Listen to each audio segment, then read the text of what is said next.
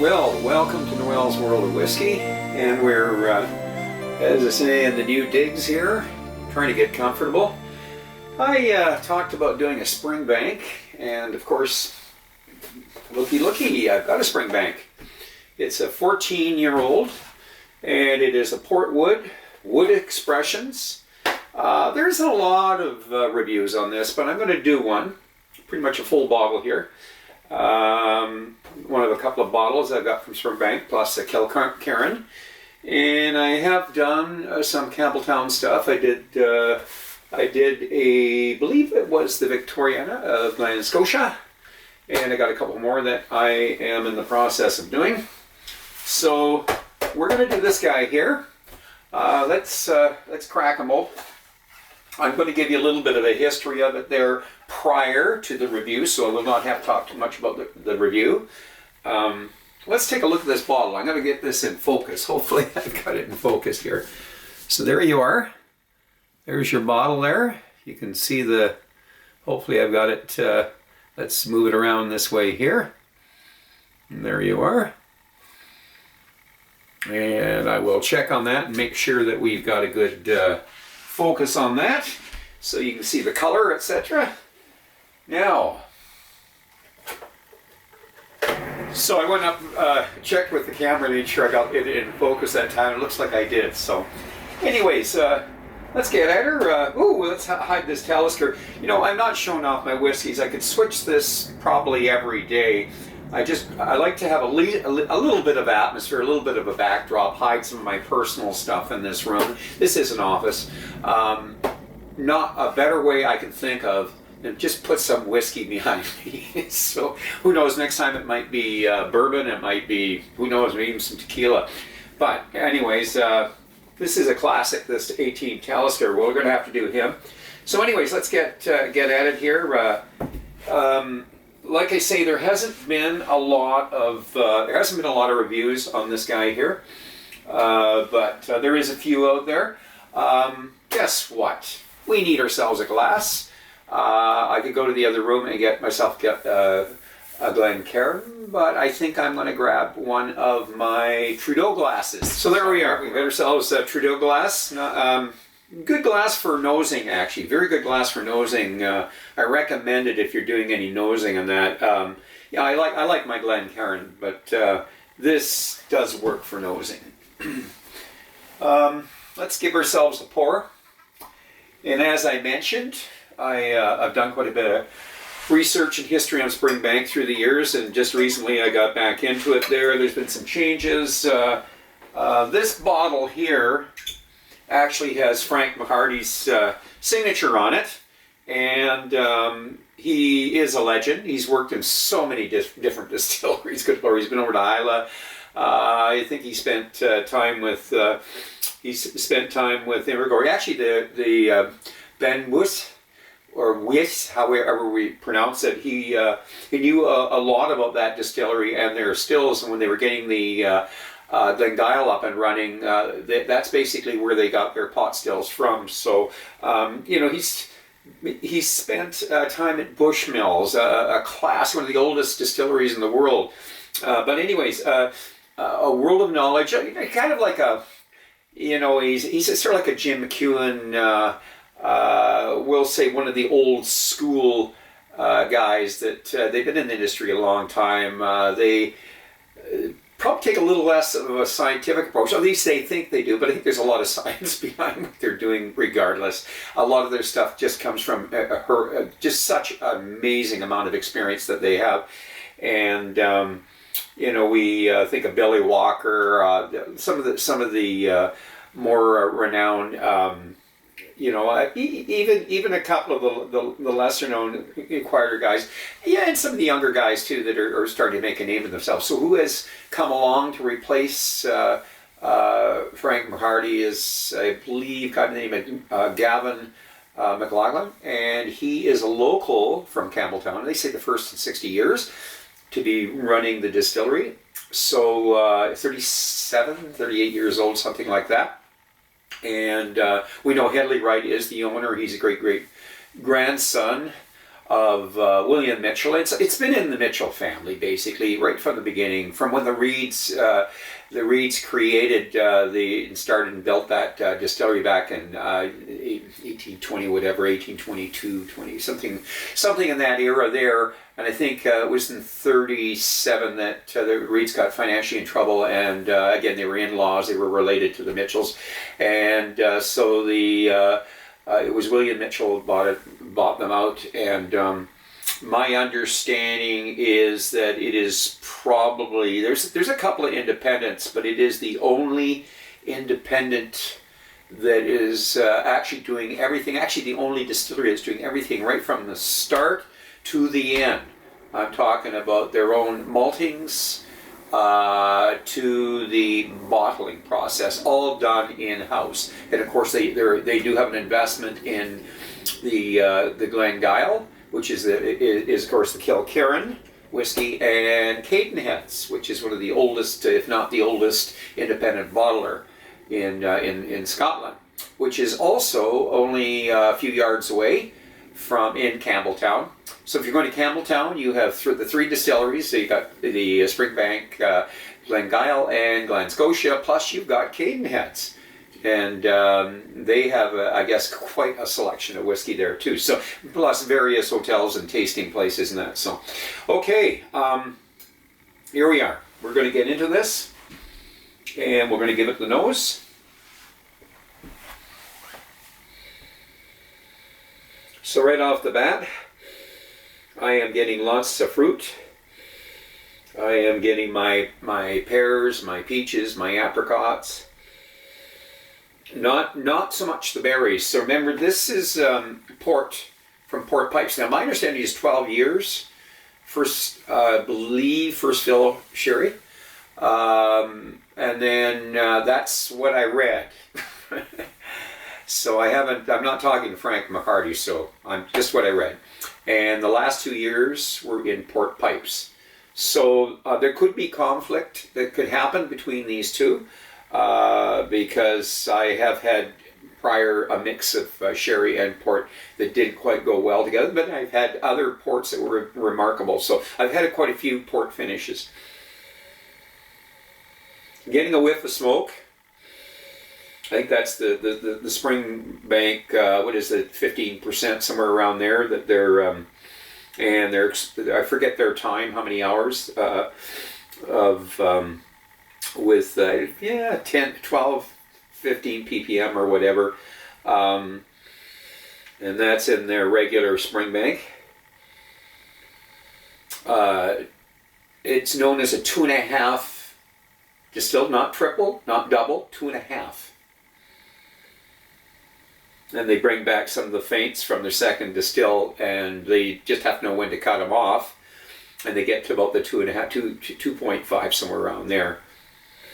So some of the whiskey's been through 3 times, and some of the whiskey's been through a couple times. So that's where they get the 2.5. It's almost like a Solera type of finishing.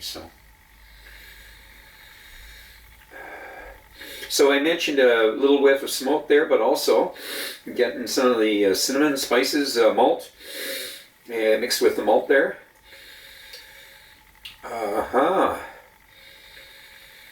And it's almost like I'm getting oil on my nose here when I sniff this stuff. So this is a 52 point, I gotta read it here, 52.8. It's all written in here, written on the label to make it look like it was personally written by Frank McCarty. And so what dominates here is a little mustiness, just a wee bit of mustiness, but a bit of what I call the Springbank nose. And you're going to get a blast of alcohol when it gets up close to cask strength. So we're going to speed this guy up. I'm trying to condense my my reviews. So we're going to get into the palate.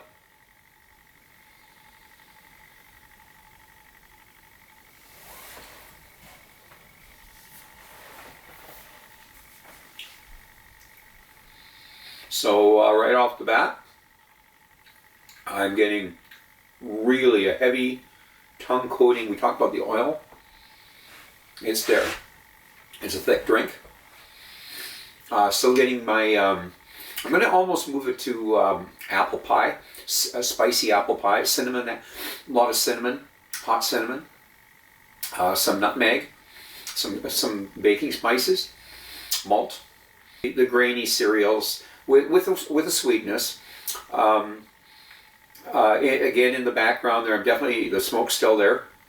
Or I'm not going to say maybe there's some charred barrels too. So I still got a coating on my tongue. So we're getting a wee bit of the moss, but a lot of oil. Oily, it's got, like I say, it's a heavier drink. It's not rough though. It's got some character. Below the layers of fruit there, I've stewed now. It's become stewed. We could say we might even be getting some nougat, maybe some fruit fudge, something like fruit fudge, mixed with a good grainy oatmeal cookie. How's that sound? Full of raisins, almonds, and pecans, etc. So that's a lot to say about a drink, but a lot of interesting layers going on here. And now I'm just getting a little bit of a fade, so I think it's time for the finish. This one's going to fly. Now, this isn't the first time I've had a Springbank, but you can see by the height of that bottle, I cracked it open just prior to the review last night, and I was struggling with the review because I took a sip out of it, and I said, God, this stuff is good, and I completely lost my focus. So I don't think I'm going to use that review from last night, but I did get a chance to taste it prior. So, the finish.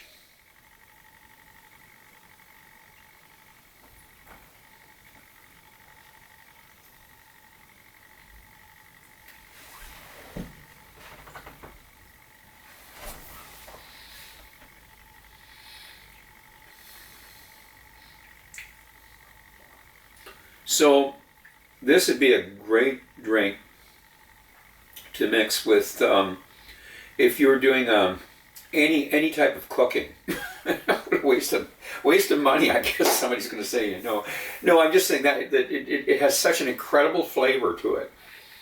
You could use this cooking, but we use bad whiskeys for cooking. We don't use something this good, but it has got a beautiful flavor to it. As for the finish, it's going to go on and on and on.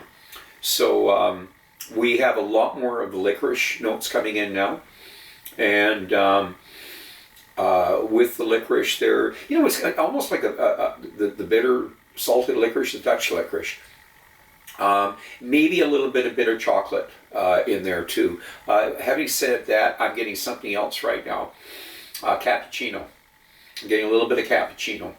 The alcohol is for 52.8%. It's not killing it. It's not overpowering, and that coating is oily. It's thick. It's all over the inside of my mouth. So I'm going to say you're going to get a long finish. This is it's a blast, this drink. Let's throw some water at it and see what it does. So I just happen to be organized. I got my water here. And one of the things I'm finding out is, when you're doing reviews and you have to switch around through the season. I mean, some people are set up a lot better than I am for it. I don't make my living at this. I do work. I have another job. I do a lot of outdoor activities. At my age, I'm quite an old guy, but I do a lot of cycling, a lot of winter sports, from cross country to downhill, etc. Paddle boarding. Used to do a lot of kayaking, more standing up now.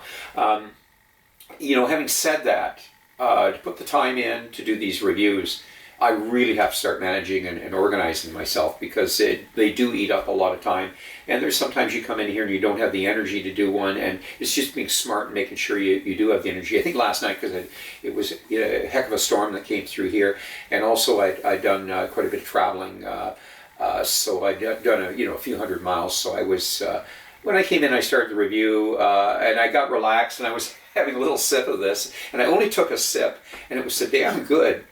I had to stop the review, and I put the lid back on. I said, let's do this another time, because I just sort of lost my focus. So that happens some nights and all that. So anyways, the water.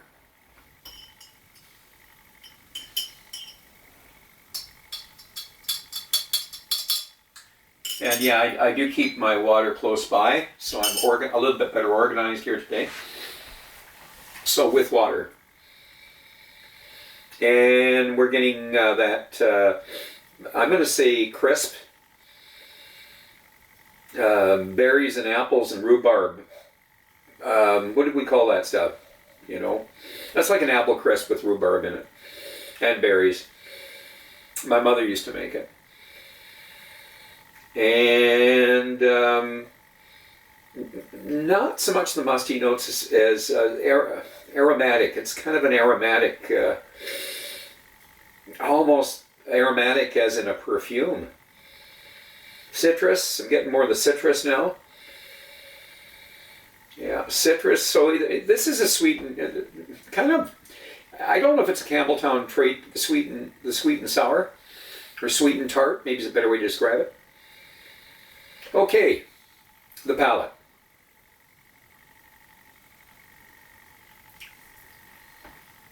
It did sweeten it up. I nailed it. It was definitely the, we're going to say not rhubarb pie. It would be more the apple rhubarb pie because it's got some sweetness to it.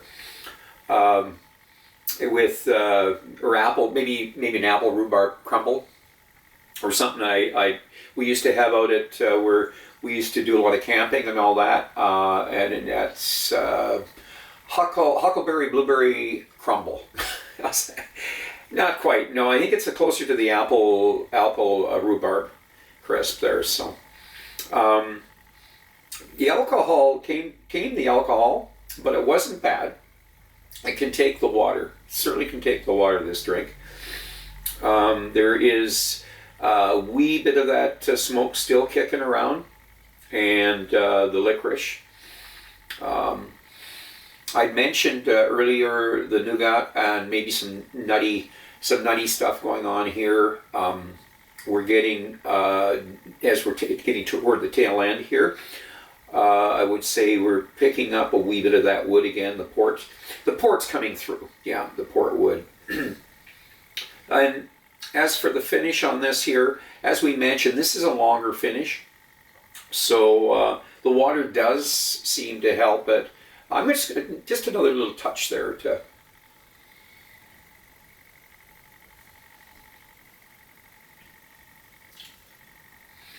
Yeah, the port and the sherry go well together in this particular bottling.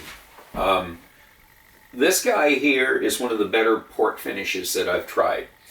I'm not quite as exuberant as last night, where I was kind of almost going off the wall having a first sip of this. I've kind of I've climatized to it. It's a hell of a good drink though, and I really believe that this is going to get a really good score. It doesn't take a lot of yakking and me babbling on to tell you that it's going to be an 88.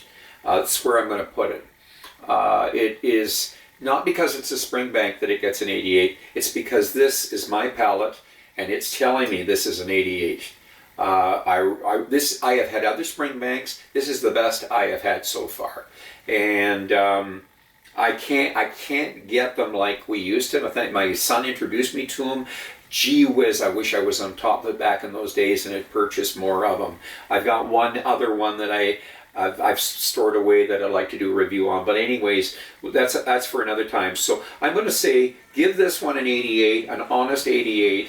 It is one of my better whiskeys that I have in my cabinet. 14 years old. It can match up to some of my 20+ year old whiskeys easily. So I'm going to say drink wisely, drink intelligently, do not drink and drive, and until the next time, so much.